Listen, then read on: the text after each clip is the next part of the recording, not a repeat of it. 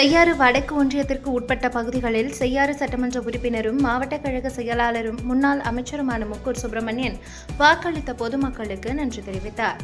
திருவண்ணாமலை மாவட்டம் செய்யாறு வடக்கு ஒன்றியத்திற்கு உட்பட்ட காளியூர், புலிகரம்பாக்கம், சிறுவேலியநல்லூர், பெருவேலியநல்லூர், வடக்கம்பட்டு, எலப்பாக்கம், பெருங்களத்தூர், கிளியாத்தூர், வன்னியந்தாங்கல், தும்பை, பள்ளி, இருமனந்தாங்கல் உள்ளிட்ட பல்வேறு கிராமங்களில் இரட்டை இலை சின்னத்திற்கு வாக்களித்து வெற்றி பெற செய்த பொதுமக்களுக்கு அதிமுக சார்பில் நன்றி தெரிவிக்கும் நிகழ்ச்சி செய்யாறு வடக்கு ஒன்றிய கழக செயலாளர் மகேந்திரன் ஏற்பாட்டில் நடைபெற்றது. இந்த நிகழ்ச்சிக்கு சிறப்பு அழைப்பாளராக மாவட்ட கழக செயலாளரும் செய்யாறு சட்டமன்ற உறுப்பினரும் முன்னாள் அமைச்சருமான முக்கூர் சுப்பிரமணியன் கலந்து கொண்டு சட்டமன்ற தேர்தலில் இரட்டை இலை சின்னத்திற்கு வாக்களித்து வெற்றி பெற செய்த பொதுமக்களுக்கு நன்றி தெரிவித்து சிறப்புரையாற்றினார். பின்னர் வாக்களித்த மக்களுக்கு இனிப்புகளும் வழங்கப்பட்டது.